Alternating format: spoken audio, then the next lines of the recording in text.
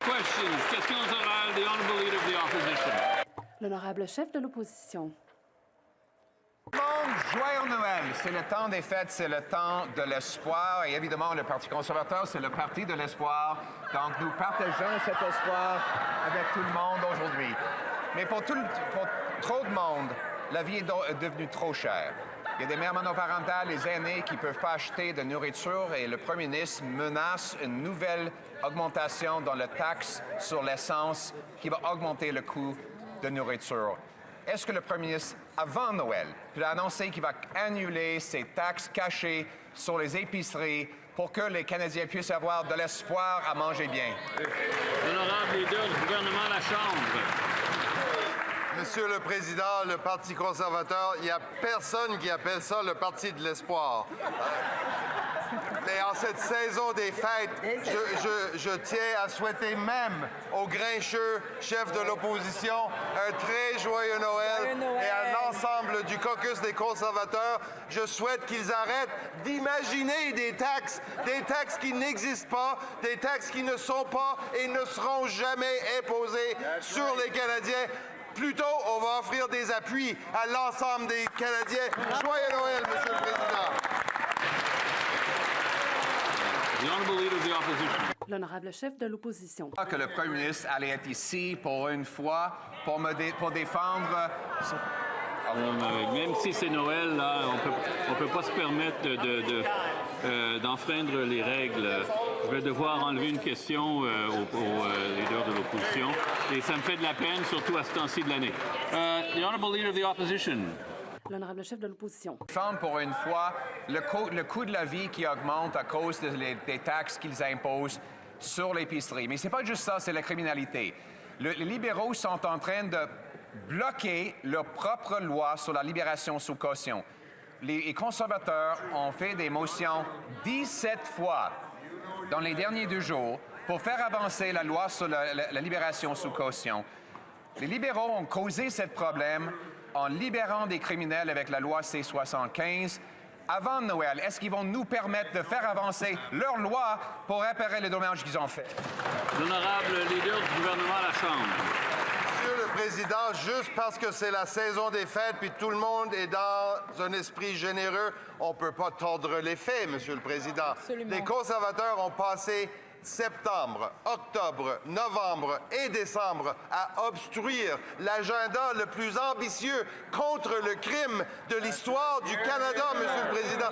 Et maintenant, in extremis, à la toute dernière journée, ils arrivent puis veulent tout réarranger. Nous avons des projets de loi pour la libération sous caution, pour combattre la haine, pour combattre la violence et l'extorsion, Monsieur le Président, que les conservateurs s'enlèvent du chemin. L'honorable chef de l'opposition. Monsieur le Président, je souhaite à tous un joyeux Noël en cette période d'espoir. Et le Parti conservateur est le parti de l'espoir. Et cet espoir se ressent ici à la Chambre. Et j'invite le Premier ministre à prendre la parole. Mais malheureusement, nous vivons l'époque de l'inflation libérale. À l'épicerie, les gens voient que le prix des aliments augmente sous leurs yeux et le gouvernement pose des taxes cachées. Il y a également la taxe sur l'essence de 7 sous le litre qui est planifiée pour l'année prochaine. Va-t-il donner de l'espoir en annonçant qu'il renverse sa décision sur cette taxe sur l'essence? L'honorable ministre, plutôt que de mettre l'accent sur des taxes imaginaires, nous mettons l'accent sur l'aide aux familles. Il y a, par exemple, l'allocation canadienne pour enfants qui sera livrée plus tôt ce mois pour que les familles puissent avoir l'argent quand elles en auront besoin et pourront se préparer pour le temps des fêtes. Et donc, nous appuyons les Canadiens et les familles canadiennes. Et j'espère que le parti qui parle d'espoir voudra faire la même chose. L'honorable chef de l'opposition, la députée suggère donc que son propre ministère imagine des choses. Il y a le ministère de l'Environnement qui parle d'impact sur les prix de l'essence et du diesel. Et pour 2026, 7 sous le litre. Et comme autre augmentation des taxes sur le carburant. Donc, on dit qu'il y aura un versements pour certaines taxes, mais ici, cette taxe dont on parle va accroître le coût de la production et de la livraison d'aliments aux épiceries. Alors, est-ce qu'il pourra se débarrasser de cette nouvelle taxe sur l'énergie et les aliments en temps pour Noël? L'honorable ministre. Nous recherchons l'espoir, mais l'espoir ne viendra pas des conservateurs. Nous leur demandons de lire le rapport au complet pour bien le comprendre. La réglementation sur le carburant n'a pas l'impact qu'il décrit. Et allons un peu plus loin. Parlons des possibilités. J'espère qu'ils pensent également aux producteurs de canola parce que le règlement crée des opportunités pour les producteurs de canola.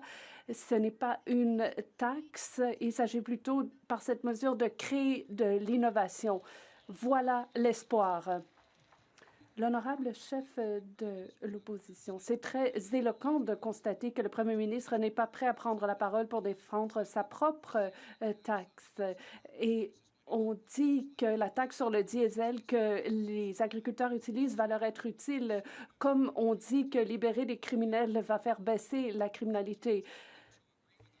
Nous avons proposé des réformes sur la mise en liberté sous caution et les libéraux ont eux-mêmes prétendu agir en proposant un projet de loi édulcoré. Et là, ils le bloquent. Ils l'ont bloqué 17 fois lors de l'étude au comité de la justice. Alors, peuvent-ils s'écarter du chemin pour que nous puissions réformer la mise en liberté sous caution d'ici Noël? L'honorable secrétaire parlementaire, le chef vit dans un univers parallèle s'il croit que nous sommes ceux qui bloquons le chemin contre ce programme ambitieux de lutte contre la criminalité, le plus ambitieux à être présenté jusqu'à maintenant.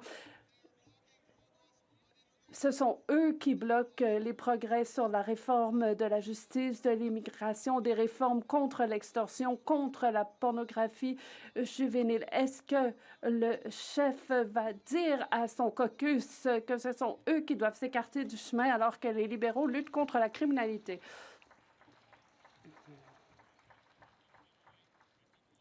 Je vous ai retiré une question car l'honorable député a enfreint une règle.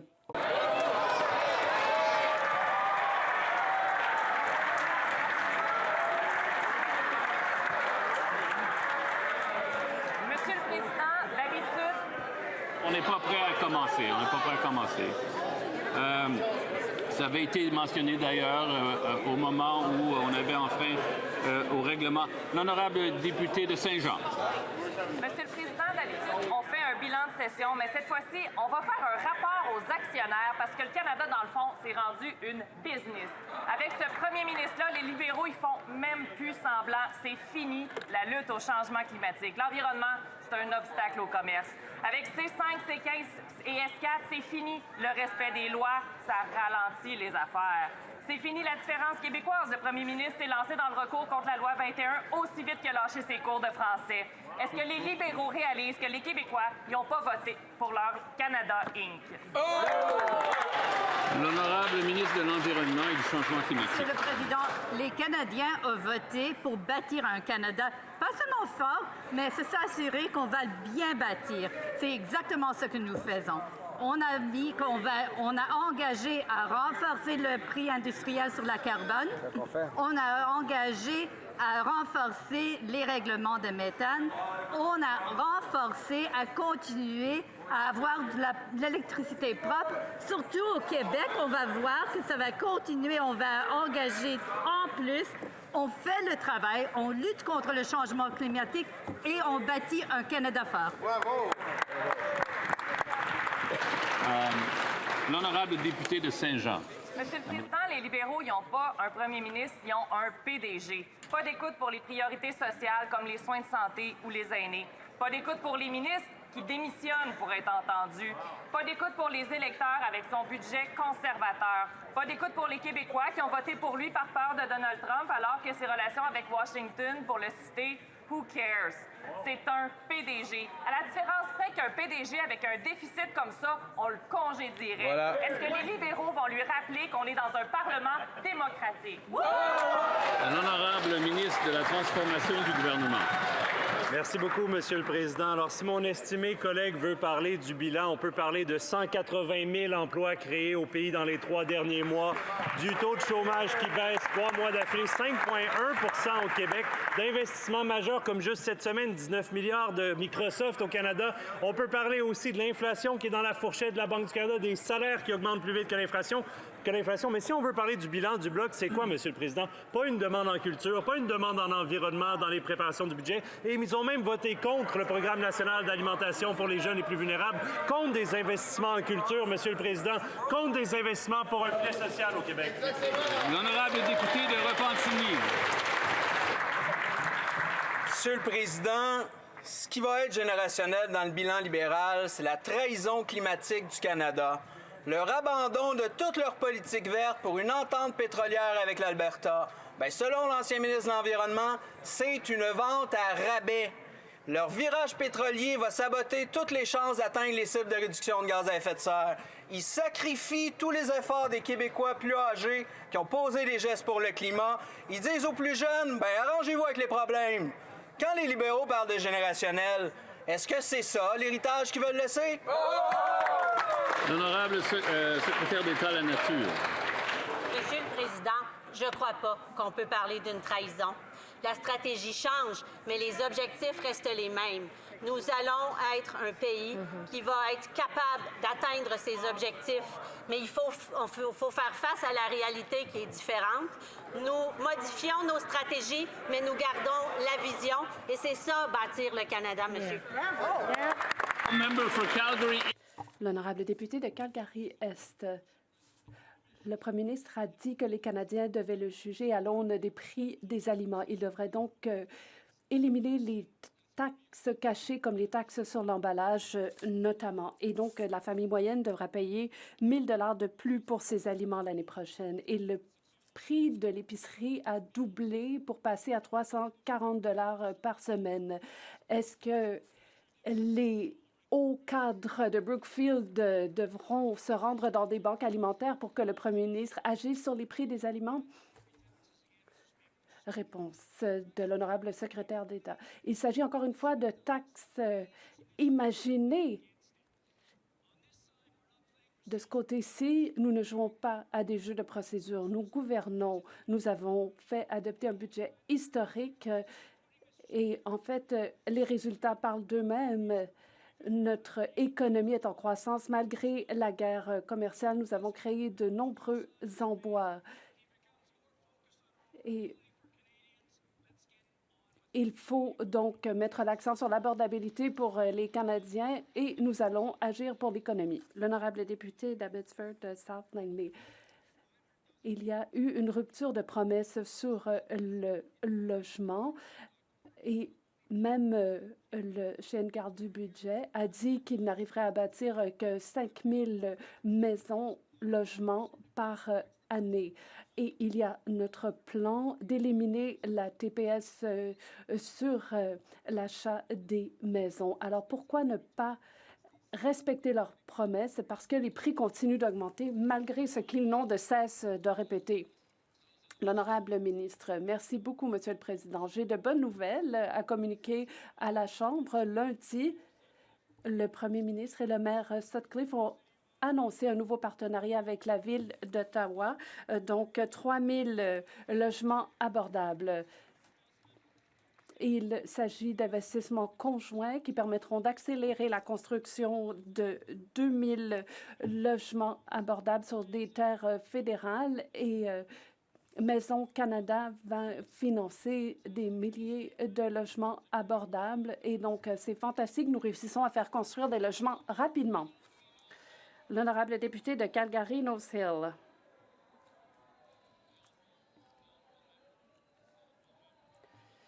L'honorable député de Calgary-Nose Hill. Les libéraux ont voté contre une refonte du système d'immigration qui était sans précédent, et ce, malgré leur promesse de contrôler l'immigration. Et il y a également l'opportunité d'améliorer les perspectives d'emploi des jeunes en éliminant le programme des travailleurs temporaires étrangers, en sévissant davantage contre les étrangers qui commettent des crimes. Plus les libéraux disent qu'ils vont faire changer les choses, plus les prix montent, plus la criminalité augmente et plus les choses restent pareilles. L'honorable ministre de l'Immigration. Nous avons un plan d'immigration durable et stratégique. Ce plan vise à attirer les meilleurs talents internationaux pour bâtir une économie forte, à faire venir des chercheurs de nos niveaux au Canada, à investir dans les reconnaissances de nos titres de compétences et étrangères et à soutenir les communautés francophones et rurales. Nous avons les projets loi C2 et C12 pour protéger nos frontières et renforcer notre système d'immigration. J'invite l'opposition à soutenir ces mesures. The honourable member for Barrie South. L'honorable député de Barrie Sud, Innisfil. Nous avons appris que le Bureau des grands projets créé par le premier ministre demande aux sociétés de Bay Street, aux investisseurs en capital et aux banques de prêter ou de détacher du personnel à ce bureau en demandant aux entreprises de compléter leur rémunération. Voilà qui est louche. Les banques, les entreprises énergétiques et minières ainsi que Brookfield pourraient se retrouver avec des employés au sein de ce bureau des grands projets et obtenir des informations privilégiées, des conseils sur les projets sur lesquels ils travaillent, tandis qu'ils recevraient de leur employeur des primes lucratives. Et donc, le premier ministre paierait pour que des initiés travaillent au sein du bureau des grands projets. Est-ce là bien éthique?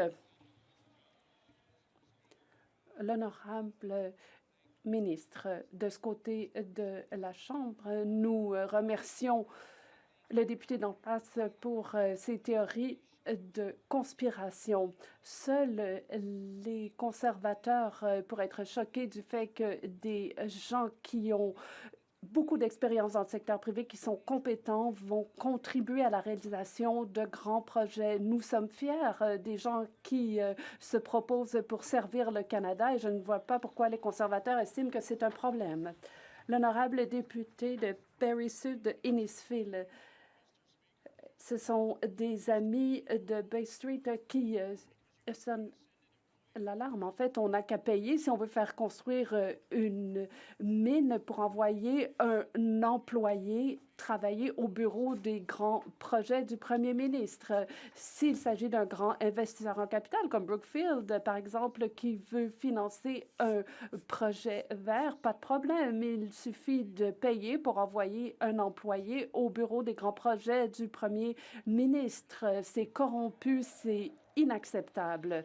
Comment est-ce possible? L'honorable ministre, encore une fois, Monsieur le Président, de ce côté-ci de la Chambre, je me souviens moi-même d'avoir été un député de l'opposition. D'ailleurs, j'ai été impressionnée par la compétence de certaines personnes qui avaient été recrutés par l'ancien premier ministre Harper et qui venaient de Bay Street. Alors, à l'époque, ce n'était pas un scandale quand des gens qui avaient de l'expérience dans le monde des affaires voulaient servir le Canada. Nous sommes fiers du fait que le premier ministre est en mesure de recruter de tels talents qui viendront se joindre aux fonctionnaires pour faire bouger les choses et faire croître l'économie canadienne. L'honorable député de Leeds, Grenville, Thousand Island, Rideau Lake. Ce premier ministre cherche à remplir son bureau du premier ministre d'initiés venant des grandes entreprises. Pendant ce temps, les Canadiens font la file devant les banques alimentaires. Les entreprises qui versent ces suppléments, ce sont les mêmes qui vont bénéficier des décisions accélérées qui seront prises par le Bureau des grands projets. Pourquoi le seul pipeline qui est construit est un pipeline qui fait passer de l'argent de Bay Street au bureau des grands projets du premier ministre? Le leader en chambre du gouvernement. Monsieur le Président, il y a de nombreuses années, ce député a eu le surnom de foreur de la vallée de la mort. Donc, c'est la personne qui creuse dans le désert pour trouver de l'eau et qui n'en trouve jamais. Donc, encore une fois, ici, les efforts sont en vain. Bien sûr, il y a des gens bourrés de talent qui vont se joindre au gouvernement. Nous allons contribuer à la croissance de l'économie, malgré ce que d'autres en disent. L'honorable député de Leeds-Grenville, Thousand Islands, Rideau Lake. Nous avons vu l'ampleur de la corruption chez ces libéraux et nous l'avons vu avec ces ministres, y compris ceux qui sont assis au premier rang aujourd'hui, qui ont enfreint les lois sur l'éthique au Canada. Et le premier ministre gagne la palme en matière de lobbying caché, parce que là, il invite des gens de Bay Street à payer pour avoir accès à lui pour que le gouvernement puisse accélérer leurs projets. Et les Canadiens font la file devant les banques alimentaires, alors que les gens de Bay Street font la file devant le bureau du premier ministre. Qu'en est-il? L'honorable ministre, il s'agit de théorie du complot de la part de gens qui n'ont rien bâti. Nous devrions être fiers du fait que des gens travaillants qui viennent du secteur privé souhaitent travailler pour ce gouvernement et souhaitent renforcer notre économie. Côte-Nord, Kawawitch-Kamach, Nitassinen. Monsieur le Président, pour les Québécois, l'approche du temps des fêtes, c'est une période de générosité envers les moins nantis. Pour les libéraux... J'ai pas compris, là. Qu'est-ce que... Il n'y a pas d'interprétation? OK, ben, on va recommencer. L'honorable député. Monsieur le Président, pour les Québécois, l'approche du temps des fêtes, c'est une période de générosité envers les moins nantis. Pour les libéraux, c'est pas mal moins clair, parce qu'ils coupent 25 millions au Québec pour l'aide aux personnes en situation d'itinérance. Jeudi dernier, le ministre a confirmé qu'il met fin au programme de réponse au campement et aux crises dès le 31 mars. Comment, en plein hiver, peut-on annoncer des coupes en lutte à l'itinérance alors que la crise n'a jamais été aussi grave? Oui! Honorable ministre de la Santé. Merci, Monsieur le Président. J'aimerais juste souligner à ma collègue d'en face que le gouvernement canadien a mis en place le plan canadien dentaire qui a un impact sur la vie des Canadiens.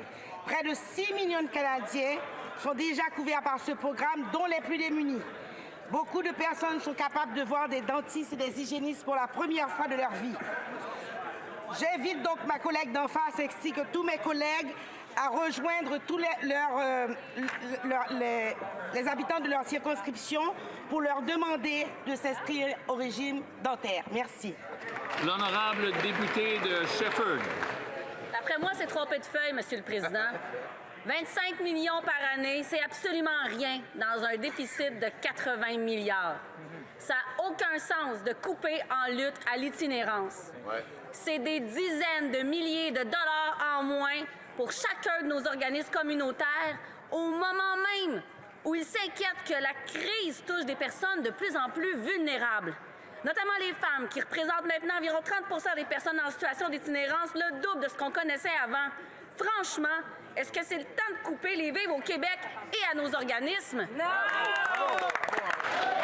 L'honorable ministre de la Transformation du gouvernement. Merci beaucoup, Monsieur le Président. Je tiens à remercier ma collègue. C'est une question importante. La situation de l'itinérance au pays et au Québec est particulièrement importante. C'est pourquoi on a une stratégie contre l'itinérance depuis quelques années maintenant avec des investissements significatifs. Mais je l'invite à réviser le budget 2025 contre lequel, je le rappelle, le voté, qui prévoit 1 milliard de dollars pour le logement de transition en soutien aux personnes en situation d'itinérance et pour empêcher aussi que tombent en situation d'itinérance des citoyens qui pourraient être à risque. Je l'invite à réviser sa position sur le budget 2025 et à nous appuyer dans nos efforts pour lutter contre cet enjeu très sérieux. Merci beaucoup, Monsieur le Président. L'honorable député de Charlesbourg-Haute-Saint-Charles. Monsieur le Président, ici dans cette Chambre, tous les députés sont assujettis au code régissant les conflits d'intérêts des députés.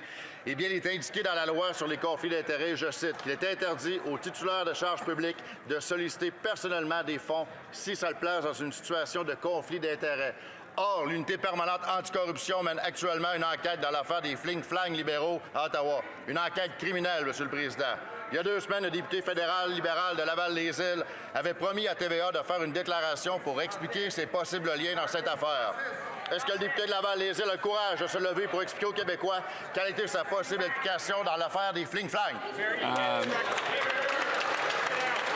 Malheureusement, là, j'ai été un peu distrait pendant la question. J'ai vraiment pas entendu la question. Mais en tout cas...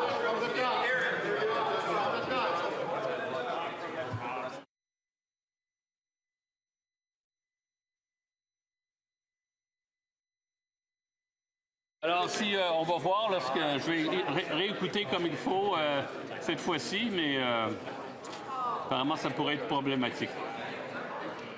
Écoutez-moi bien attentivement, Monsieur le Président. Soyez attentifs. Ben, okay? Écoutez, c'est un de vos membres qui est en... C'est un de vos membres, honnêtement, là.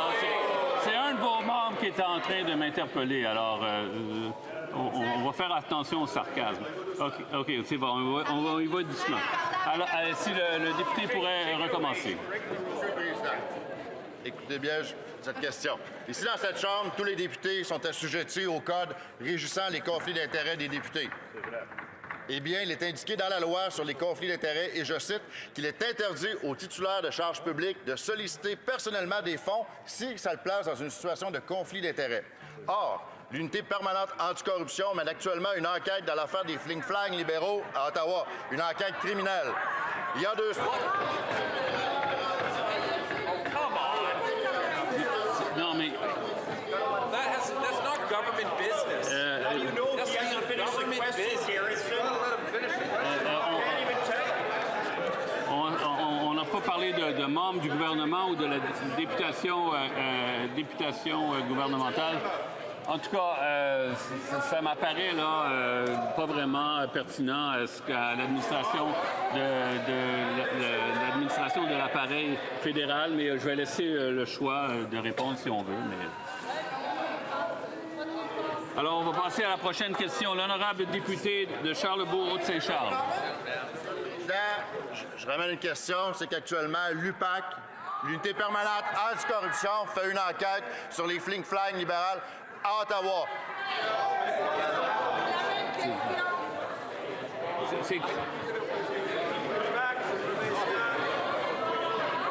Un instant, s'il vous plaît. Un instant.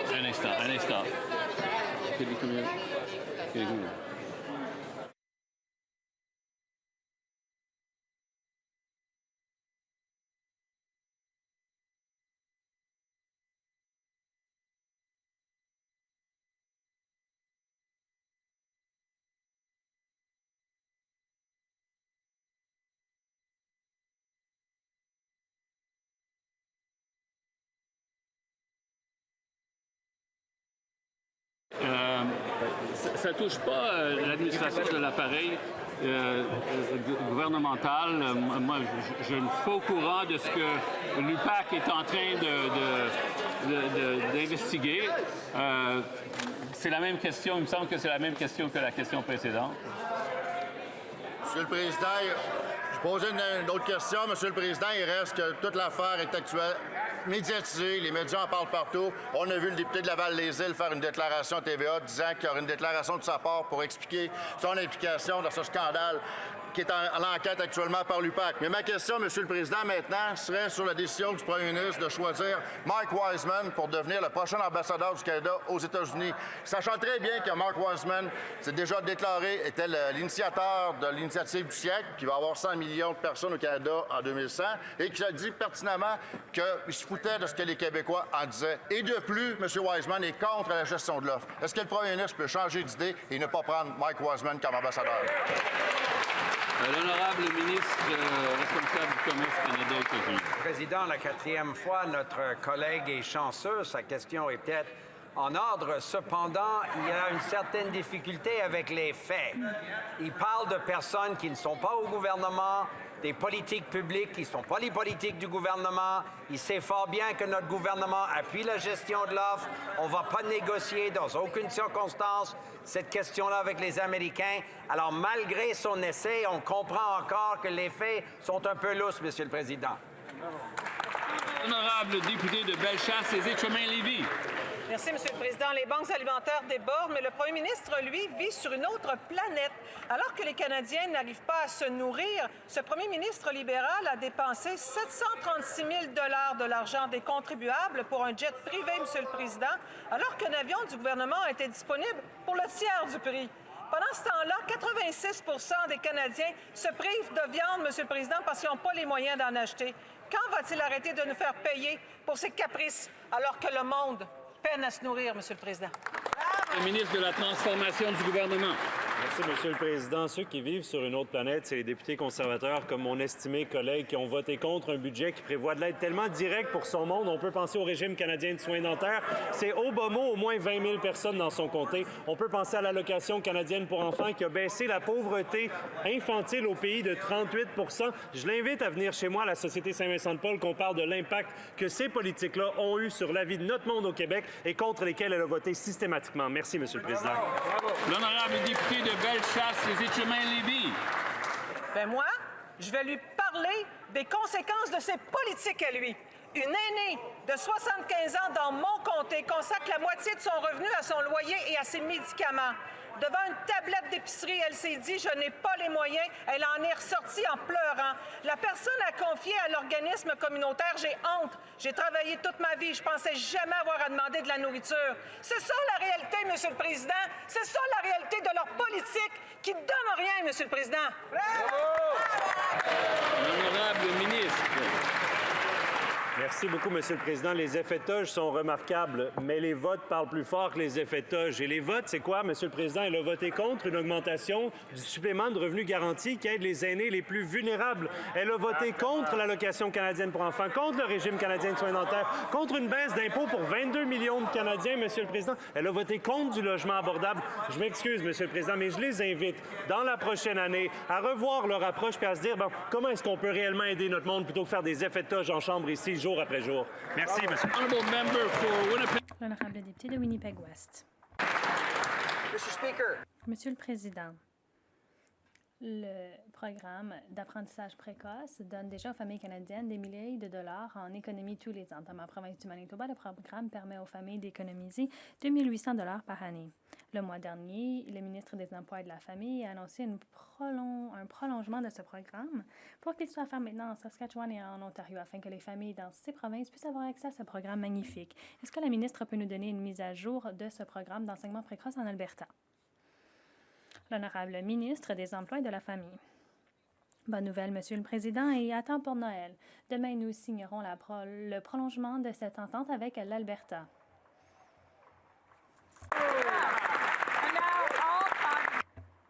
Toutes les provinces et les territoires se sont entendus pour poursuivre ce programme important.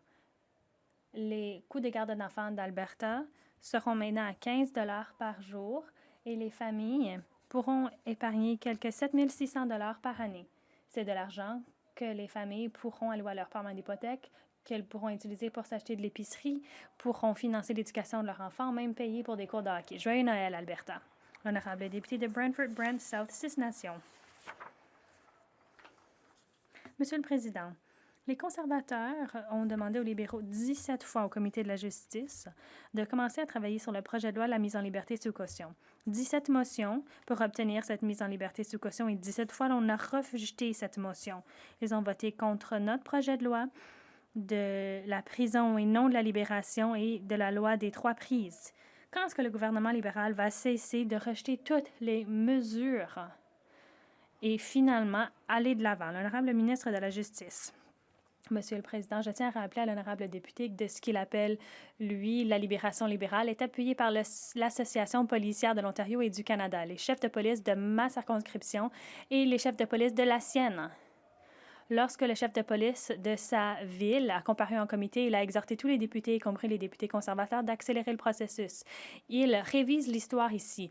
Allez voir les enregistrements. Vous verrez que ses collègues et lui ont fait de l'obstruction pendant tout l'automne. Ils ont parlé de chiens et de chiots, de chatons, pas de sécurité. Nous sommes là pour défendre les communautés canadiennes et les habitants qui y vivent. J'aimerais que les conservateurs nous permettent finalement d'accroître la sécurité publique ici au pays. L'honorable député de Brantford-Brant-Sud, 6 Nations. Le ministre devrait peut-être se présenter au comité de la justice pour voir ce qu'ils font ses collègues. Nous y sommes, prêts à réparer le système de mise en liberté sous caution défaillant. À 17 fois, nous avons tenté de faire du C-14 une priorité. Les libéraux nous donnent toujours la même réponse. Non. Il est clair que le gouvernement refuse d'avancer pour assurer la sécurité des Canadiens. Encore aujourd'hui, il continue d'empêcher l'adoption de mesures plus strictes en matière de liberté sous caution. Ils doivent cesser cette obstruction afin que nous puissions éliminer la loi proposée par les libéraux une bonne fois pour toutes. L'honorable ministre de la Justice. Monsieur le Président, il y a eu des mois d'obstruction et de retard. On empêche l'adoption de mesures permettant d'accroître la sécurité publique. Mon honorable collègue se rend compte que les Canadiens voient que c'est lui et les conservateurs qui empêchent que justice soit faite ici au pays. Nous avons aujourd'hui l'occasion de progresser pour la liberté sous caution et les peines d'emprisonnement, mais son parti ralentit l'adoption de projets de loi. C'est les mosquées, les synagogues qui en font les frais. Il y a du harcèlement, de l'intimidation dans nos communautés, dans nos épiceries. Nous pouvons faire d'une pierre deux coups et nous aimerions que son parti collabore avec nous pour y arriver. L'honorable député d'Elgin St. Thomas, London Sud. Au quotidien, jour après jour, les libéraux prétendent avoir les solutions aux problèmes qu'ils ont eux-mêmes créés. Au cours des dernières 48 heures, les libéraux ont rejeté 17 tentatives des conservateurs de faire avancer des projets de loi de réforme de liberté sous caution. Ils veulent s'en prendre aux libertés religieuses des Canadiens à la place. Les Canadiens veulent des réformes sérieuses et pas de l'obstruction libérale. Quand est-ce que les libéraux prendront la situation au sérieux, prendront la criminalité au sérieux? L'honorable ministre de la Justice.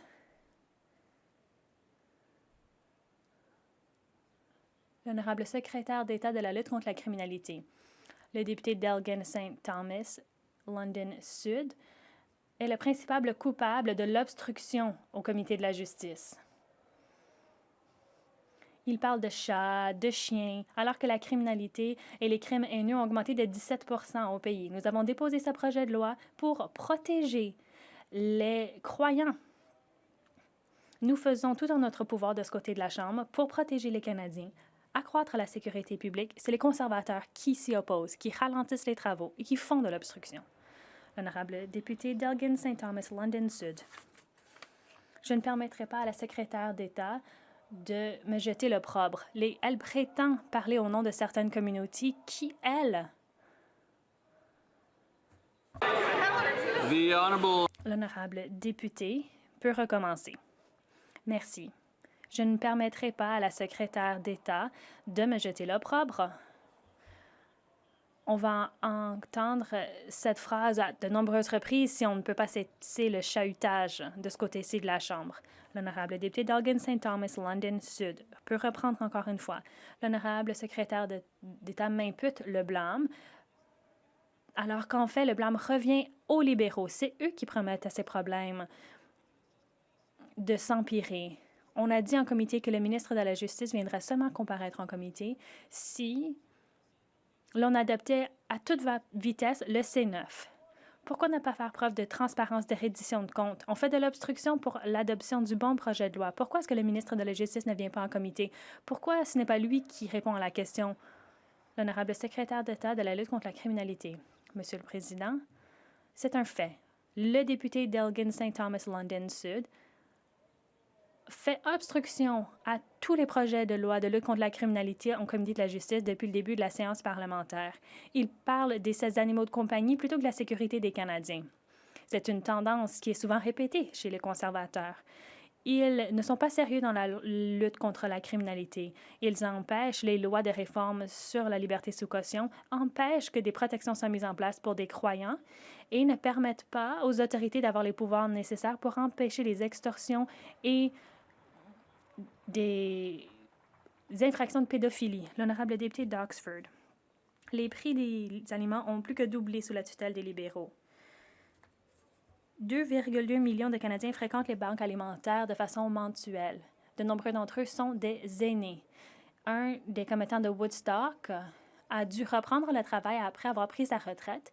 Il remplit les étagères afin de pouvoir se nourrir. Les aînés qui ont permis d'édifier notre nation sont maintenant ceux qui en arrachent, qui ont du mal à joindre les deux bouts. Est-ce que les libéraux vont finalement cesser de faire augmenter les coûts de la vie afin que les aînés puissent se permettre de se nourrir et de prendre leur retraite avec dignité? L'honorable secrétaire d'État des Sports. Merci.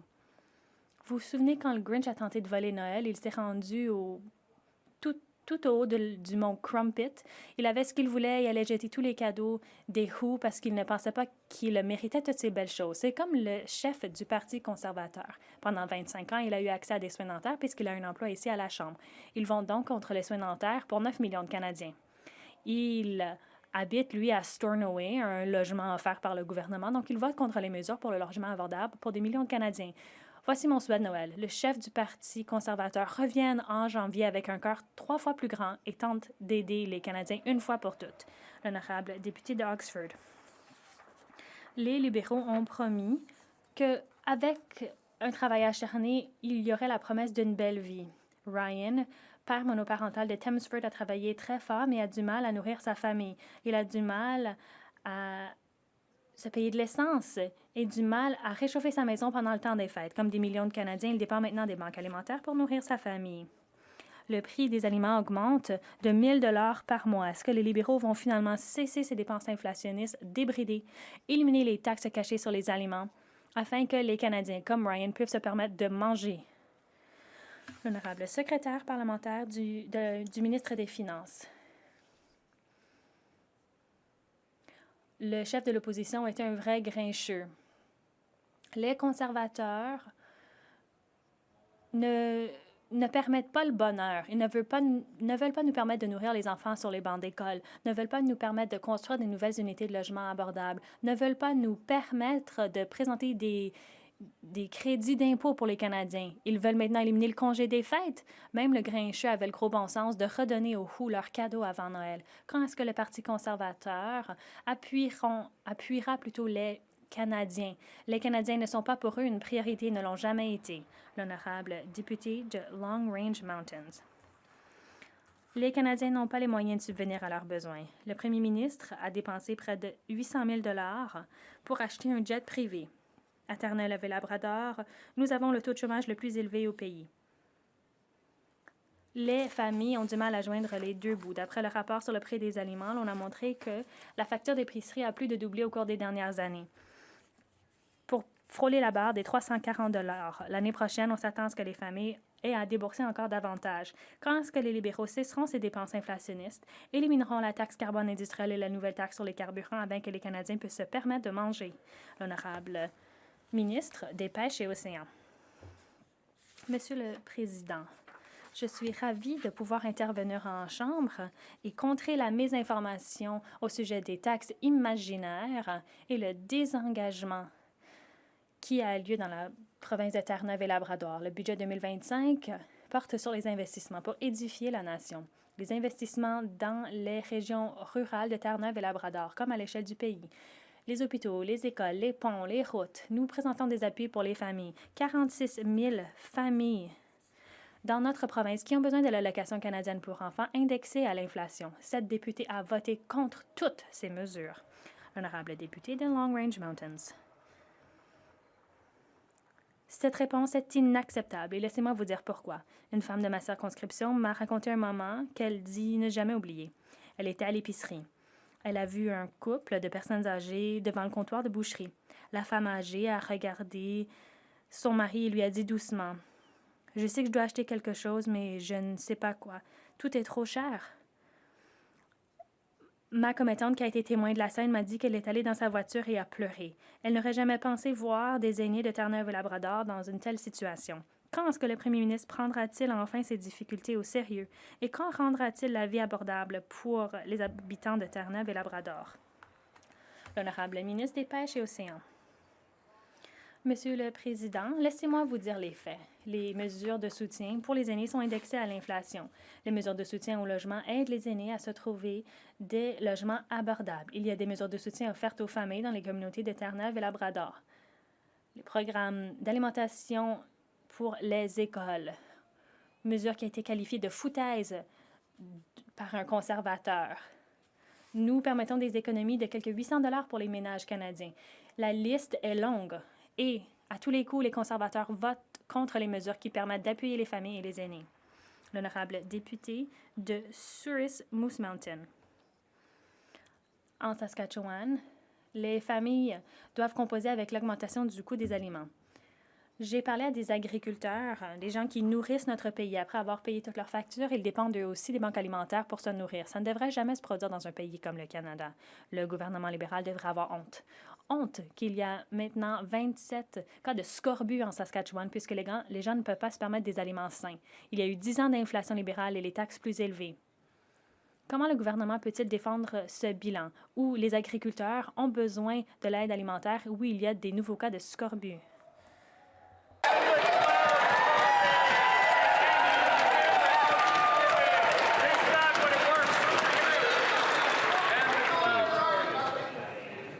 Okay, let's see if we can listen to the. Je vais vous demander d'écouter l'entière réponse sans chahutage. L'honorable secrétaire d'État. Merci. Comme toute maladie sérieuse, le gouvernement répondra de façon appropriée. Nous travaillerons avec toutes les autorités, y compris nos homologues provinciaux. Notre leader en gouvernement a un très grand cœur. Il nous a demandé de faire preuve de bonté en répondant aux questions. Alors, je tiens donc à vous faire un souhait de Noël, que vous puissiez avoir davantage de tolérance d'ici la nouvelle année et que vous puissiez faire des priorités canadiennes des priorités plus importantes que les vôtres. L'honorable secrétaire d'État sait qu'il doit faire passer ses commentaires par la présidence. L'honorable député de Pierrefonds-Dollard. Monsieur le Président, dans le Grand Nord et dans l'Arctique, les familles doivent faire face à certains des coûts de la vie les plus élevés. Il y a en quelques mois, notre gouvernement a annoncé de nombreuses mesures d'abordabilité pour les Canadiens, y compris les Canadiens du Nord. Est-ce que le ministre des Affaires du Nord et des Affaires arctiques peut nous dire comment notre gouvernement travaille, y compris par l'entremise du C4, pour offrir un soulagement financier aux communautés nordiques qui en ont le plus besoin? L'honorable ministre des Affaires du Nord et de l'Arctique. Monsieur le Président, pour la première fois depuis des générations, nous faisons des investissements historiques dans le logement et l'infrastructure dans le Nord. Nous construisons des maisons, des routes, des installations communautaires. Nous investissons dans l'énergie propre, une Internet plus rapide et davantage de mesures de transport en partenariat avec les communautés autochtones. Le projet de loi C4 permet des allègements d'impôts, allègements sur la TPS et des crédits de logement afin que les Canadiennes puissent chauffer leur maison et nourrir leurs enfants. Il s'agit de changements générationnels pour le Nord. L'honorable député de Dufferin-Caledon. Hier, en comité, le ministre des Finances, de façon condescendante, a dit qu'il était avocat. Il serait ravi d'expliquer le contrat Stellantis. On n'a pas à être avocat ou même comptable pour savoir que 4 475 emplois, c'est moins que 8 000 emplois. Ces libéraux incompétents ont signé un contrat avec Stellantis qui allait verser au gouvernement des milliards de dollars, garantissant de conserver 4 400 emplois, alors qu'à l'époque, il y avait 8 000 emplois dans ces usines. Stellantis a pu mettre à pied 3 000 emplois et ces emplois ont fui au sud de la frontière. Comment expliquer ce niveau d'incompétence? L'honorable secrétaire parlementaire du ministre de l'Industrie, de la ministre de l'Industrie. Nous avons signé cette entente au nom du gouvernement pour tous les travailleurs, tous les employés, tous les membres de cette communauté-là. Stellantis a rompu l'entente. À notre avis, ils sont en défaut de contrat. Nous récupérons l'argent et les emplois. L'honorable député de Dufferin-Caledon. Lorsque Stellantis en comparu au comité, ils nous ont dit qu'ils n'avaient pas enfreint le contrat. Ils dépendent probablement de la section du contrat qui disait que l'entreprise devait garantir 4 475 emplois. À l'époque, l'entreprise comptait 8 000 emplois. 4 475, c'est environ 3 500 de moins que 8 000. C'est des calculs difficiles à comprendre pour les libéraux. Et c'est pourquoi, lorsque l'on a mis à pied 3 000 employés, ils n'ont pas l'impression d'enfreindre les modalités du contrat. Et qui en profite? Donald Trump et les États-Unis, là où on fuit tous les emplois avec des milliards de dollars d'investissement de Stellantis. Inaudible. L'honorable secrétaire parlementaire de la ministre de l'Industrie. Plutôt que de répéter les messages de Stellantis, le parti de l'opposition devrait peut-être se joindre à nous, s'entendre avec nous. L'entreprise a enfreint le contrat. Il devrait se ranger à nos côtés, encourager l'entreprise à dialoguer avec nous, créer les emplois encore une fois et nous reverser les fonds. L'honorable député de Windsor-Tecumseh Lakeshore. Monsieur le Président, hier, en réunion du comité de l'industrie, le ministre des Finances a faussement affirmé qu'il existait les protections les plus solides pour les emplois dans le secteur automobile chez Stellantis. Mais nous connaissons tous le résultat. 3 000 emplois perdus à Brampton, un investissement de 13 milliards de dollars par Stellantis aux États-Unis. Le contrat était si mal rédigé que les chiffres relatifs à l'emploi n'étaient que des aspirations, sans aucune sanction possible. Comment les libéraux peuvent-ils prétendre soutenir les travailleurs de l'automobile alors que le contrat Stellantis ne prévoyait aucune garantie d'emploi? L'honorable ministre du Commerce international. Notre nouveau gouvernement fait un investissement de 2 milliards de dollars fédéral pour le projet énergétique à Darlington, en Ontario, qui permettra de créer 18 000 nouveaux emplois. Notre secteur énergétique est un chef de file à l'échelle mondiale et nous continuerons de l'être. L'honorable député de Mississauga-Est, Cooksville. Les conservateurs font obstacle au progrès. Notre gouvernement ne ménage aucun effort pour répondre aux attentes des Canadiens. Nous avons présenté 2 projets de loi sur la diversification commerciale lors de cette session parlementaire. La diversification commerciale profite à l'ensemble du pays. C'est pourquoi nous agissons rapidement pour faire avancer notre accord commercial avec l'Indonésie, un marché de 275 millions de personnes. Le ministre du Commerce international peut-il nous expliquer comment l'accord commercial entre le Canada et l'Indonésie créera des réelles entreprises pour les entreprises et les travailleurs canadiens? L'honorable député du Commerce international. L'honorable ministre, plutôt. Je tiens à remercier mon collègue pour l'excellent travail qu'il fait en comité et au nom de ses commettants. L'Indonésie est la 8e plus grande économie du monde, compte quelques 280 millions de consommateurs potentiels. L'entente que nous avons proposée ce matin permettra de retombées importantes pour différents secteurs de l'économie canadienne. Nous ouvrons les portes aux travailleurs canadiens, aux entreprises canadiennes et aux produits canadiens afin qu'elles puissent être acheminées vers des nouveaux marchés internationaux. L'honorable député de Riding Mountain. Le 2 octobre, sous-ministre adjointe chargée des substances contrôlées à la ministre de la Santé a déclaré qu'aucun financement fédéral n'a été utilisé pour acheter des pipes à crack. Cette semaine, cette même fonctionnaire a été prise en flagrant délit devant le comité lorsqu'elle a révélé que Santé Canada était en fait en train d'acheter des pipes à crack avec l'argent des contribuables. Si un Canadien ment sur un formulaire gouvernemental, il s'expose à de réelles conséquences. La ministre de la Santé peut-elle donc nous dire quelles conséquences les fonctionnaires devront subir parce qu'ils ont menti au Parlement au sujet du financement des pipes à crack? L'honorable ministre de la Santé. Monsieur le Président, mon collègue de l'opposition sait très bien que nous ne finançons aucun crack pipe. Et il le sait très bien puisqu'il n'arrête pas en comité d'en parler sans arrêt. Merci, Monsieur le Président.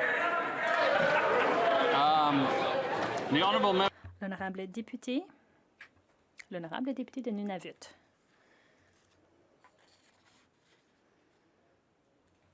L'affaire relative au titre autochtone de la nation Tsuut'ina est une décision importante qui confirme les droits des Premières Nations. Cette décision ne vise pas à retirer des terres à des propriétaires privés. Le gouvernement fédéral doit concentrer ses efforts sur la réconciliation. Le ministre convoquera-t-il des négociations avec toutes les parties concernées afin d'assurer une transition ordonnée vers le respect des droits ancestraux spirituels et culturels de la nation Tsuut'ina? L'honorable ministre des Affaires couronnes relations autochtones. Nous continuerons de travailler en collaboration avec toutes les parties concernées afin de faire respecter les principes de la réconciliation, de la transparence et de la responsabilité légale. Nous sommes prêts à dialoguer avec toutes les parties prenantes, y compris la Colombie-Britannique, la ville de Richmond, la bande autochtone Musqueam, la Première Nation Tusqueam. Merci. L'honorable député de Winnipeg Centre. Monsieur le Président, les libéraux promettent des profits faramineux à des ressources d'extraction des ressources en faisant avancer à toute vitesse des projets dans les communautés autochtones. La violence contre les femmes et filles autochtones augmente près de ces lieux de travail. Il y a la traite de personnes, des abus sexuels et l'exploitation d'enfants, une réalité qui a été confirmée dans l'enquête nationale sur les femmes et les filles assassinées et disparues. Toutefois, le budget de cette année ne prévoit rien pour rectifier la situation. Est-ce que nos vies comptent ou est-ce que ce gouvernement continuera de nous ignorer, comme dans l'habitude? L'honorable ministre des Relations couronnes autochtones. Merci. La crise des femmes et filles autochtones et disparues ou assassinées est inacceptable. Notre gouvernement agit par l'entremise du plan d'action national. Nous finançons de nouveaux espaces sécuritaires et des refuges. Nous mettons en place des programmes de sécurité autochtone, améliorons les normes policières et nous faisons avancer des services enracinés dans la culture autochtone pour les familles et les survivants. Nous savons que nous devons agir plus rapidement. Nous continuerons de travailler directement avec les partenaires autochtones afin de mettre en place les appels à la justice et livrer des changements réels.